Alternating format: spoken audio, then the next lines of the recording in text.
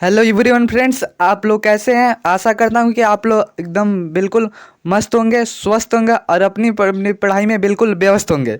तो आज के हम इस वीडियो में लेकर आए हैं कि बिहार बोर्ड परीक्षा में, जो कि बिहार बोर्ड परीक्षा में हिंदी का है दोस्तों, जो कि 100 ऑब्जेक्ट क्वेश्चन ऐसे लिया गया है जो कि गेस पेपर है, यानी गेस क्वेश्चन है, जो कि बिहार बोर्ड परीक्षा में बार बार पूछा गया है 2024 में, 2024 परीक्षा से पहले, यानी कि 2023 में, 2022 में, 2021 में जो बार बार प्रश्न रिपीट किया गया है उसको ही हम इस वीडियो में लेकर आए हैं। देखिए, पूरा तो ऑब्जेक्टिव एक वीडियो में होगा नहीं, तो इसलिए इसको हम पार्ट 3 तक बनाए हैं। तो इस वीडियो में हम पार्ट 1 लेकर आए हैं। तो चलिए देखिए, आप इनका पीडीएफ लेने के लिए कैसे करेंगे। तो पीडीएफ लेने के लिए 7349938551 पर व्हाट्सएप पर संपर्क करें और वीडियो के बीच में एक कोड को बताया जाएगा, जिसको आप बिल्कुल ध्यान से सुन लीजिएगा और इस नंबर पर संपर्क कीजिएगा और कोड को लिख दीजिएगा नीचे।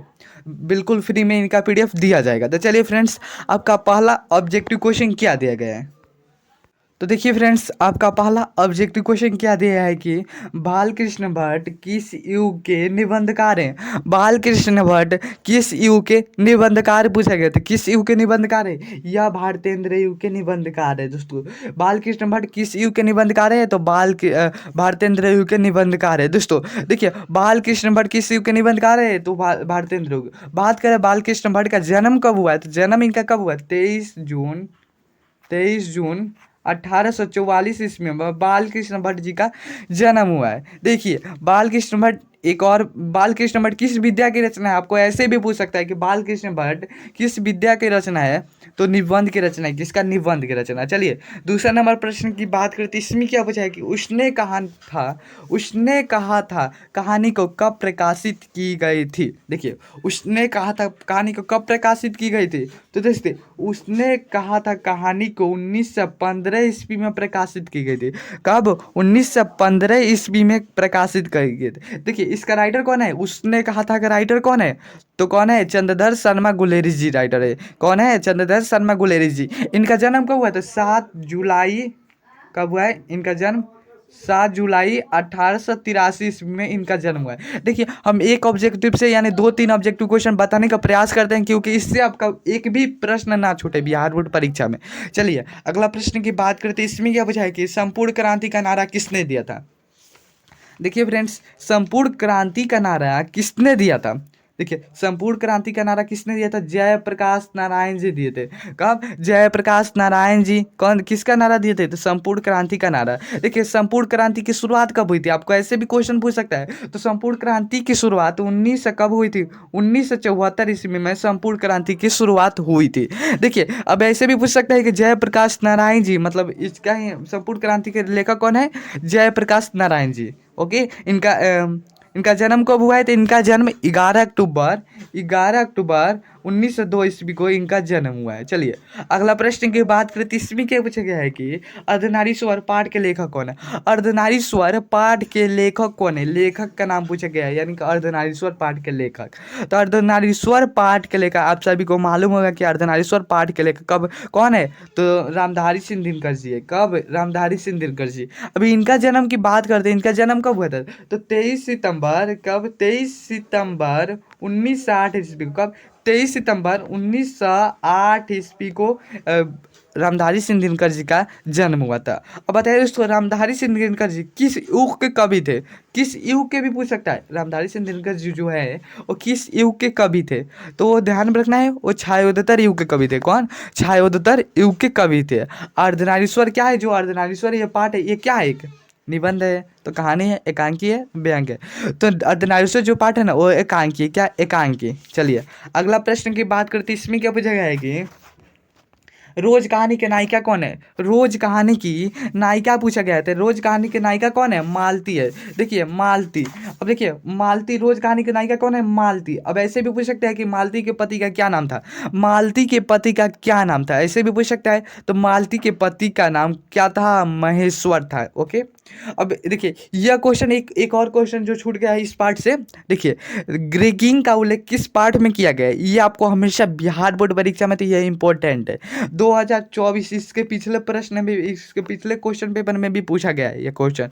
तो देखिए इसके मतलब ग्रेगिंग का उल्लेख किस पार्ट में किया गया है, तो बाल कृष्ण सॉरी रोज कहानी में किया गया है। चलिए रोज कहानी के लेखक कौन हो गए, तो रोज कहानी के लेखक कौन हो गए, हीरानंद शास्त्री अज्ञे जी है रोज कहानी के लेखक। चलिए अगला प्रश्न की बात करते हैं, इसमें क्या पूछा है कि एक लेख और एक पत्र के रचनाकर, एक लेख और एक पत्र के रचनाकर पूछा गया है। तो एक लेख और एक पत्र के रचनाकर कौन हो गए, एक लेख और एक पत्र के रचनाकर भगत सिंह हो गए। कौन, भगत सिंह। अब देखिए आपको देखिए इनका मृत्यु, देखिए इनका मृत्यु ज़्यादा पूछा जाता है। भगत सिंह का जन्म कब कम पूछा जाता है और मृत्यु को ज़्यादा पूछा जाता है। तो मृत्यु इनके कब होता है, 23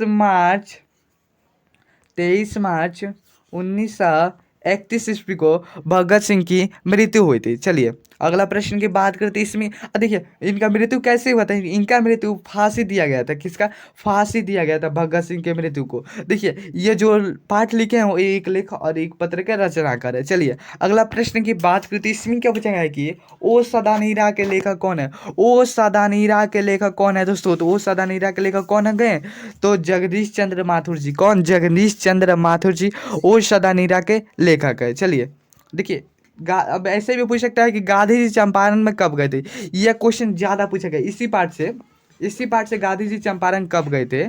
तो गांधी जी चंपारण आपका कब कब आए थे, सॉरी दोस्तों कब आए थे पूछा जाता है ज़्यादा क्वेश्चन। तो 1917 ईस्वी में गांधी जी चंपारण से आए थे। चलिए और जगदीश चंद्र माथुर जी इसके लेखक हैं। तो इनका जन्म की बात करते हैं, इनका जन्म कब हुआ है, इनका जन्म 16 जुलाई, कब, 16 जुलाई 1917 ईस्वी को जगदीश चंद्र माथुर जी का जन्म हुआ था। चलिए 8 नंबर क्वेश्चन की बात करते हैं, इसमें क्या पूछा है कि चलिए 8 नंबर क्वेश्चन की बात करते हैं, इसमें क्या पूछा गया कि सिपाही की माँ एकांकी के लेखक कौन है। सिपाही की माँ क्या एक एकांकी है, ध्यान में रखना एक एकांकी है। इसके लेखक पूछा गया, तो यानी कि राइटर पूछा गया है। तो कौन है, मोहन राकेश। कौन है, मोहन राकेश। नामवर सिंह किसके लेखक है, तो प्रगीत और समाज का। रामधारी सिंह दिनकर किसके हो गए, तो अर्धनारीश्वर के हो गए। और उदय प्रकाश जी किसके, तो उदय प्रकाश जी सॉरी लगता है जूठन जूठन का है। चलिए मोहन राकेश जी किस पाठ के लेखक है, रामधारी सिपाही की माँ के लेखक है। बात करें इस पाठ के, मोहन राकेश जी का जन्म कहाँ पर हुआ था, कहाँ पर इनका जन्म हुआ था दोस्तों। तो इनका जन्म अमृतसर पंजाब में हुआ था। कहाँ पर, अमृतसर पंजाब में इनका जन्म हुआ था। कब हुआ था दोस्तों, तो 8 कब हुआ था इनका, 8 जनवरी 1925 ईस्वी को अमृतसर पंजाब में इनका जन्म हुआ था। किसका, मोहन राकेश जी का जन्म हुआ था। तो इसका सही उत्तर क्या हो जाएगा, इसका सही उत्तर आपका बी हो जाएगा। देखिए फ्रेंड्स ये जितना भी ऑब्जेक्टिव क्वेश्चन है, मोस्ट इंपॉर्टेंट ऑब्जेक्टिव क्वेश्चन है, तो मैं कहूँगा कि यह परीक्षा के मायने से बहुत ही इंपॉर्टेंट। आप लोग बिल्कुल शुरू से अंत तक वीडियो को देखिए। अगर वीडियो अच्छा लगा तो आप लाइक कर दीजिए, चैनल को प्लीज़ सब्सक्राइब कर दीजिए। चलिए अगला प्रश्न की बात करते हैं, इसमें क्या पूछा। अब PDF लेने के लिए मैं बार बार कहूँगा कि 7349938551 पर व्हाट्सएप पर संपर्क करें और इनका PDF बिल्कुल फ्री मिले। देखिए वीडियो के बीच में कोड को बताया जाएगा। कोड क्या है, कोड है आपका 202। किसका है, 202। आपका हिंदी का कोड कितना है, 202। जब आप इस नंबर पर संपर्क करेंगे कोड ये आपको बताना पड़ेगा, क्या है, 202। चलिए अगला प्रश्न की बात करते हैं, इसमें क्या पूछा है कि जूठन क्या है। जूठन जो है एक, देखिए फ्रेंड्स जूठन जो है वो क्या है, आपको ये पूछा गया है। तो जूठन जो है ना वो आत्मकथा है। क्या, आत्मकथा। जूठन क्या है, आत्मकथा। अब बताइए दोस्तों जूठन जो पाठ है वो किनके द्वारा लिखा गया है। तो जूठन जो पाठ है वो ओम प्रकाश वाल्मीकि जी के द्वारा लिखा गया है। किसके, ओम प्रकाश वाल्मीकि के द्वारा लिखा है। ओम प्रकाश वाल्मीकि के द्वारा लिखा गया है, वाल्मीकि के द्वारा लिखा गया है। सॉरी दोस्तों यह मैं हाथ से लिख रही हूँ इसलिए अच्छा नहीं लिखा रहे। तो जूठन क्या है, एक आत्मकथा है, एक इनके द्वारा लिखा गया है। तो किसके द्वारा लिखा है, ओम प्रकाश वाल्मीकि जी के द्वारा लिखा गया है। अब ध्यान में रखिए मतलब ओम प्रकाश वाल्मीकि जी की यह रचना है। अब ओम प्रकाश वाल्मीकि जी का जन्म की बात करें तो इनका जन्म कब हुआ था, तो 30 जून 1950 ईस्वी को इनका जन्म हुआ। देखिए आप कॉपी पर भी नोट्स भी कर सकते हैं साथ साथ। तो जूठा नहीं क्या है, आत्मकथा है, ये किनके द्वारा लिखा गया है, तो ओम प्रकाश वाल्मीकि जी के द्वारा। और इनका जन्म कब हुआ है, ओम प्रकाश वाल्मीकि जी के जन्म कब हुआ है, तो इनका जन्म कब हुआ है, 30 जून 1950 ईस्वी को हुआ है। देखिए इस पार्ट में आपको यह बताया, देखिए एक मतलब लेखक थे जिनको हेडमास्टर मतलब झाड़ू लगवाते थे, यही को यह पार्ट में यही बताया गया है कुछ। चलिए अगला नंबर प्रश्न की बात करते हैं, इसमें क्या पूछेगा, हंसते हुए मेरा अकेलापन। हंसते हुए मेरा अकेलापन ये क्या है, तो देखिए दोस्तों, हंसते हुए मेरा अकेलापन किस विद्या की रचना है, तो यह क्या है, एक डायरी है। क्या, एक डायरी है दोस्तों।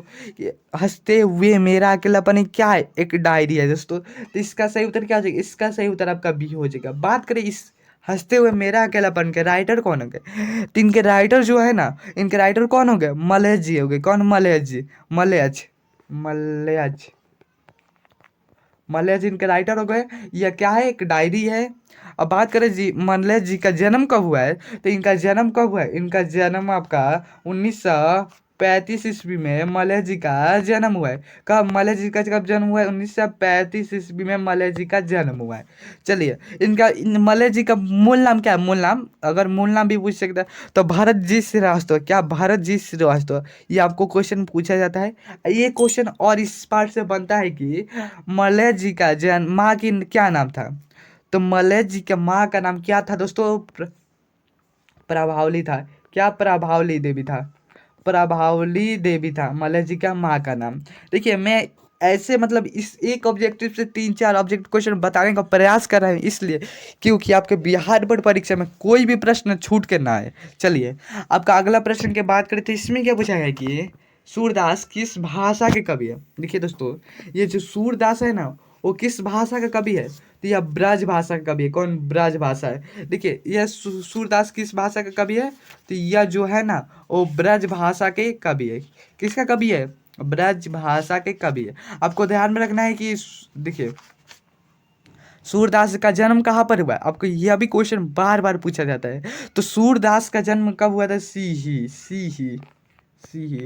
देखिए दोस्तों, सूरदास जो है ना वही उस पाठ को भी लिखे हैं, सूरदास का नाम से ही उस पाठ का भी लिखा गया है। यानी कि सूरदास के रचयिता कौन हो गए, सूरसागर हो गए। चलिए सूर, अब देखिए ये क्वेश्चन एक और इससे पाठ पूछा जाता है कि सूरदास क्या मतलब किस भक्ति के थे, तो सूरदास जो है ना वो कृष्ण भक्ति थे के, कृष्ण भक्ति के राइटर थे, कृष्ण भक्ति के राइटर थे दोस्तों।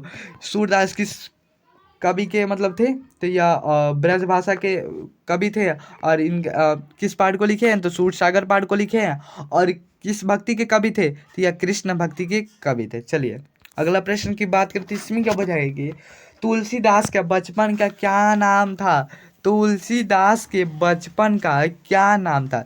देखिए यह क्वेश्चन हमेशा पूछा जाता है। तो देखिए इनका बचपन का क्या नाम था दोस्तों, तो इनका बचपन का नाम राम बोला था। क्या, राम बोला। तुलसी जी के बचपन का क्या नाम था, राम बोला।